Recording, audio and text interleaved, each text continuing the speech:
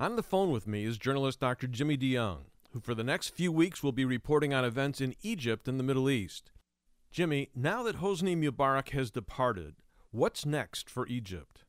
Well, with the resignation, John, of Hosni Mubarak as Egypt's president for over 30 years, the Egyptian people, especially those who went to the streets in Cairo and Alexandria, have claimed a victory. Now these demonstrators and the Egyptian army must work together to forge a new government in Egypt.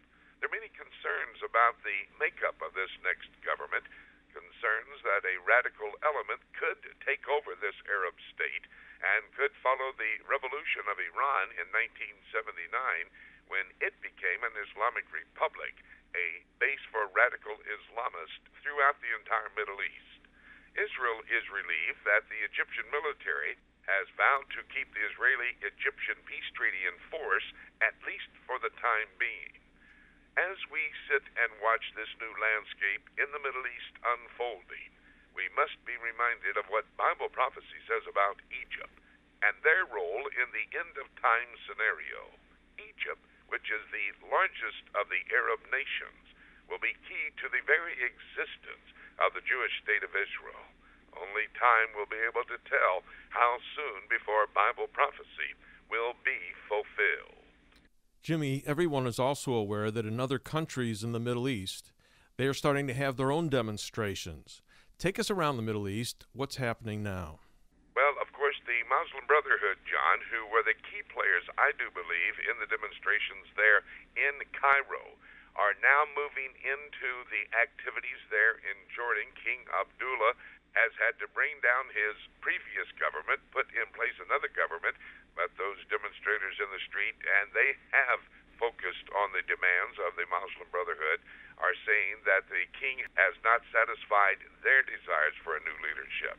Another king named Abdullah, the king of Saudi Arabia, has put his forces on high alert, as it may be that the demonstrators in the streets will be moving into that area. In Syria, President Bashar Assad has made the statement that there will be no demonstrations in the street, albeit reports coming out of Damascus indicate that there is a organizing of these demonstrators to go to the streets to bring down Bashar Assad. He and his father have ruled that country for over 50 years. There are other reports happening throughout the Middle East, and from time to time, moment to moment, everything is changing. But it does look like the young people in both Tunisia and Egypt have started something that's spreading across the Middle East that is not going to be put back in the box. I also found it interesting that after Hosni Mubarak's departure, the Obama administration has turned up the pressure on Iran and advocated that Iran's leaders allow peaceful demonstrations. Where do you think this will lead? Well, there are reports coming out of Tehran that there is organizing of a rally in the future, but the leadership of Iran, the Supreme Council, and President Ahmadinejad have put their forces in the streets to shut down any types of demonstrations that may take place. Ahmadinejad, on the celebration of the 32nd anniversary of the revolution, there in the streets of Tehran, spoke to a crowd who was shouting, "Death to Israel." In that speech, Ahmadinejad made the statement that in the new Middle East, there will be no place for a Jewish state called Israel. Jimmy, people might be asking, why are we mentioning these countries in the Middle East, especially the ones with demonstrations? Why are they important when we look at biblical prophecy? On each of the nations that we have talked about in this report have already been foretold as a group of nations that will come together in an alignment that will go against the Jewish state of Israel.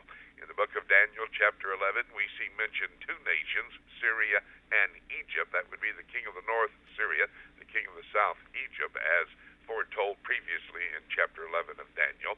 When you go to Ezekiel 38, you see Iran, Afghanistan, Pakistan, Ethiopia, Somalia, Sudan, Libya. You see Turkey involved. Now, some of these nations we've mentioned, others have been on the world scene and focused with their hatred of Israel as well. In the book of Psalm, chapter 83, it brings in Saudi Arabia and Lebanon. John, it's an alignment of nations that are going to come against the Jewish state of Israel in the last days. And everything that's unfolding in the Middle East, this new landscape for lead to the fulfillment of Bible prophecy. Well, it's great to hear your reports on the Middle East, Jimmy, and I look forward to talking to you again next week. Thank you very much. We'll have more to report on the scene in the Middle East as we prepare for Bible prophecy to be fulfilled.